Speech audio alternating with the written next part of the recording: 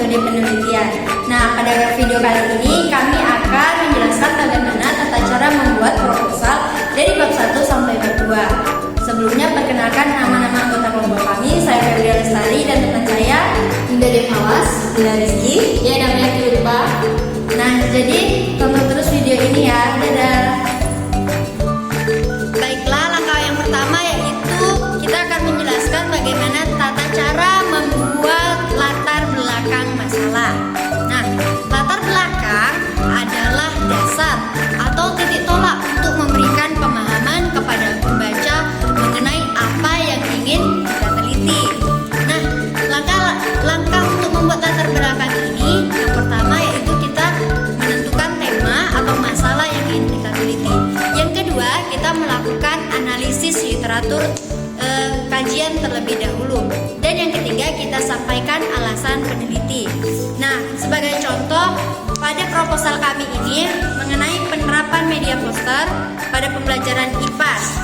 Pada awal paragraf kita menjelaskan bagaimana menjaga lingkungan adalah hal yang tidak bisa dipisahkan dari makhluk hidup. Kemudian pada paragraf kedua kita paparkan kenyataannya pada kehidupan sehari-hari. Selanjutnya juga kita banyak memaparkan tentang literatur terlebih dahulu. Selanjutnya kita paparkan alasan mengapa kita ingin mengambil judul ini.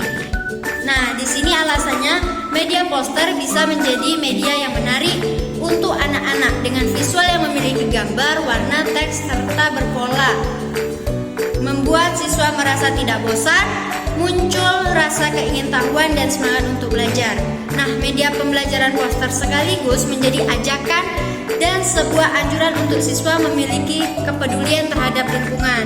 Nah, maka dari itu, peneliti ingin menerapkan media pembelajaran visual dengan judul penerapan media poster pada pembelajaran IPAS untuk meningkatkan rasa kepedulian terhadap lingkungan pada siswa kelas 4 Min 4 Muaro Jambi.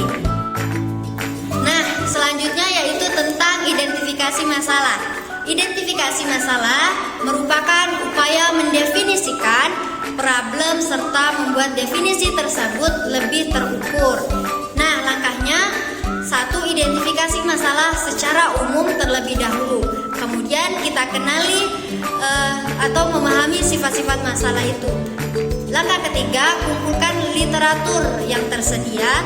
Dan langkah keempat, mengembangkan ide-ide. Kemudian langkah kelima, menyusun ulang masalah tersebut. Nah, contoh identifikasi masalah pada proposal kami ialah di sini. Berdasarkan latar belakang dapat ditarik sebuah masalah yang berkaitan dengan permasalahan berikut. Yang pertama itu minimnya penggunaan media pembelajaran yang lebih kreatif. Yang kedua, masalah kedua yaitu kepedulian siswa terhadap lingkungan dirasa masih rendah. Dan yang ketiga, siswa kurang aktif dan kurang antusias dalam proses pembelajaran. Yang ketiga yaitu cara membuat batasan masalah. Batasan masalah adalah ruang lingkup masalah yang ingin dibatasi oleh peneliti yang disebabkan masalah terlalu luas. Adapun langkahnya yaitu 1. Identifikasi dan klasifikasikan masalah. Yang kedua, menegaskan permasalahan. Dan yang ketiga yaitu dukung permasalahan dengan data sesuai lapangan secara rinci. Nah, di sini kami ada contoh mengenai batasan masalah berdasarkan proposal yang kami buat. Batasan masalah berdasarkan latar belakang masalah agar penelitian ini lebih terarah dan lebih sesuai dengan tujuan yang diharapkan, maka perlu adanya batasan masalah.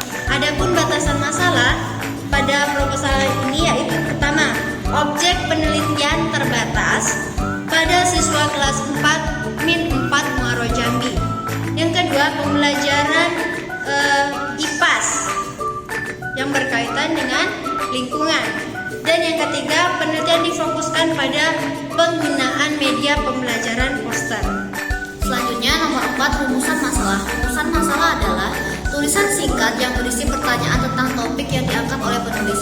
Rumusan masalah ini memuat pertanyaan yang hendak dijawab oleh penulis melalui karya tulis ilmiah. Cara menentukan rumusan masalah: yang pertama, tentukan topik penelitian. Yang kedua, pahami latar belakang penelitian. Yang ketiga, identifikasi area yang perlu diteliti. Yang keempat, rumuskan pertanyaan penelitian. Yang kelima, tentukan tujuan penelitian. Keenam, identifikasi variabel penelitian. Yang ketujuh, rumuskan rumusan masalah. Nah, rumusan masalah harus mencerminkan masalah yang akan diteliti dan memberikan arahan yang jelas sebagai penelitian penulis. Di dalam proposal ini, rumusan masalahnya meliputi yang pertama, bagaimana proses pembelajaran saat menerapkan media poster di kelas 4-4 Muaro Jambi. Yang kedua, apakah penerapan media pembelajaran poster mampu meningkatkan rasa kepedulian terhadap lingkungan pada siswa kelas 4-4 Muaro Jambi. Yang kelima, tujuan penelitian adalah rumusan kalimat yang menunjukkan adanya suatu hasil atau bagaimana sesuatu yang akan diperoleh setelah penelitian selesai.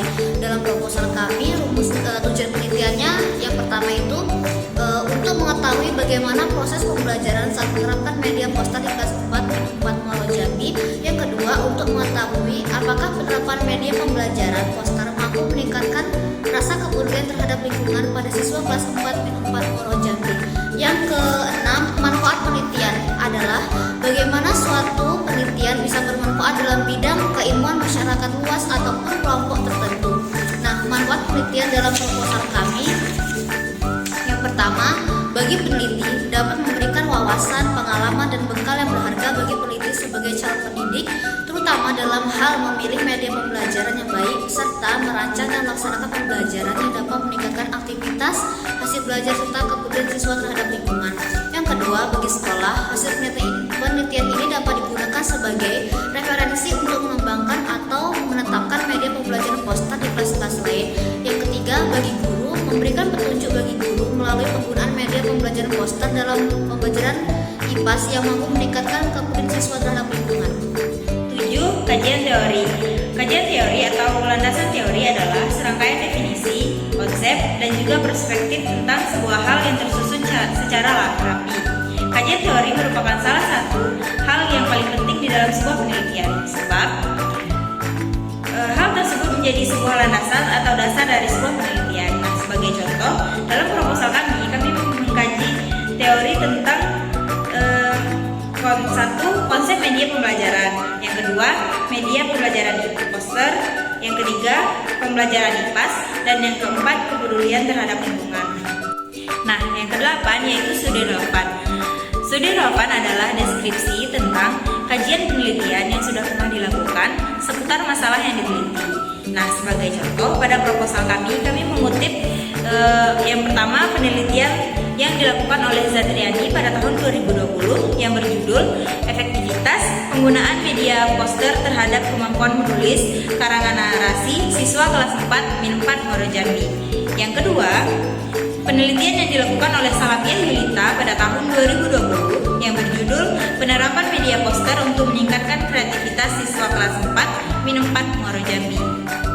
Dan yang terakhir, penelitian yang dilakukan oleh Azim Fatul Ulum pada tahun 2017 yang berjudul Pengaruh Pemanfaatan Media Poster Terhadap Perilaku Siswa dalam Menjaga Kebersihan Lingkungan di kelas 2 Min Asrul Fajar Semarang. Baiklah, di sini saya akan menjelaskan tentang kerangka berpikir. Kerangka berpikir adalah dasar pemikiran dari penelitian yang disusun dari dasar fakta-fakta, observasi, dan kajian kepustakaan. Sebagai contoh dari proposal kami, berdasarkan kajian teori yang telah diuraikan, menyatakan bahwa pembelajaran saat ini menuntut guru berpikir aktif dalam memilih bahan ajar yang tepat. Berikut skema kerangka berpikir contoh dari proposal kami, yang mana kondisi awalnya itu belum menggunakan media pembelajaran, terus melakukan tindakan dengan penerapan media pembelajaran poster untuk meningkatkan rasa kepedulian terhadap lingkungan pada siswa kelas 4-4 Muaro Jambi.